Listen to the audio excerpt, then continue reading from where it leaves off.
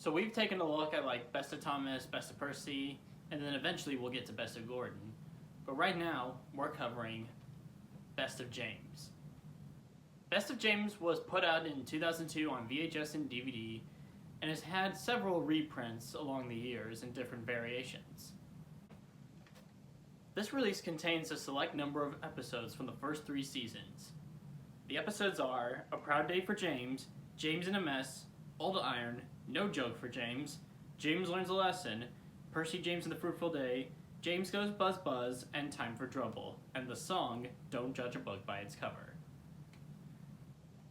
Now, I first took a look at this, well I didn't do a video on it, but I watched it last February when I was up in college, when I was just starting Letterboxd, and I gave this one a 10 out of 10 score on that app. But after watching it now, it's going to a 7 out of 10. Like, it's still good, but there are just some things about this that don't sit right with me.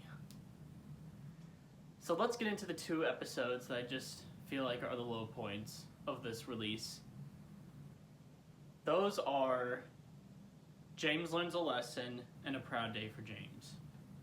James wasn't really handled too well in season 1 for the most part.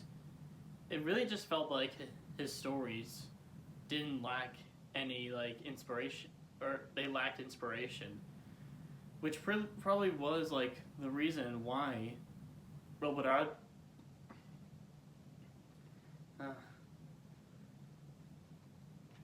season 1 wasn't James's season, it seems like. The stories that were adapted were some of Wilbert's least favorite stories because he didn't really feel like any inspiration for those. And yeah, you could definitely see. This is just Thomas's arc all over again. And man, I forgot, like I did not know how much James Learns a Lesson and A Proud Day for James dragged. Kind of disappointed me because I used to like those years ago when I was watching James Learns a Lesson on DVD. And here's something else that I just don't seem to like. Or, I mean, it's something that I don't hate it, but I just don't really... I don't know. I'm not that big on George Carlin's narration in the first 2 seasons. It really just sounds like he's still trying to figure out how to narrate a Thomas episode. And for some of the situations he's being put in, like say in the episode, Old Iron, like it's a really intense episode, like James is on the run, he's frightful. In Ringo's narration, it's like, what should I do? I can't stop! Help! Help! Like Ringo really understands the situation, whereas Carlin, he just does it so like flat and lifeless. It's like Baldwin in season 6. And that really sucks because I really do like Carlin as a narrator. I think seasons 3 and 4 are his best seasons of the show. But those first 2 seasons, I feel like I prefer Ringo's versions to those. But thankfully all the other episodes are good and great. Like No Joke for James, just another fun James episode. James Goes Buzz Buzz. We all know the episode where James gets stung by a bee. It's iconic. Old Iron, like I mentioned, just such an intense, thrilling episode. Like, it really is, like, just... This version is just held down slightly because I'm watching Carlin's narration.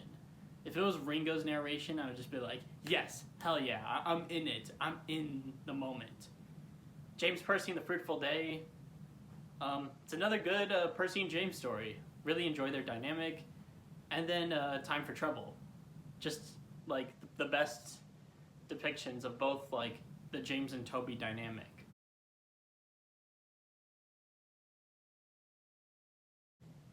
So yeah, I kind of feel a bit upset that, like, Best of James isn't as good as what I remember it being. But I suspect that's likely to happen to some things when you get older. I mean, I used to like the Garfield movies when I was a kid, but now I cannot even watch those. Those are like terrible. But yeah, right now this is the weakest, easily the weakest of the best of releases, and I can already tell Best of Gordon is going to be a lot better. At least it's still good though.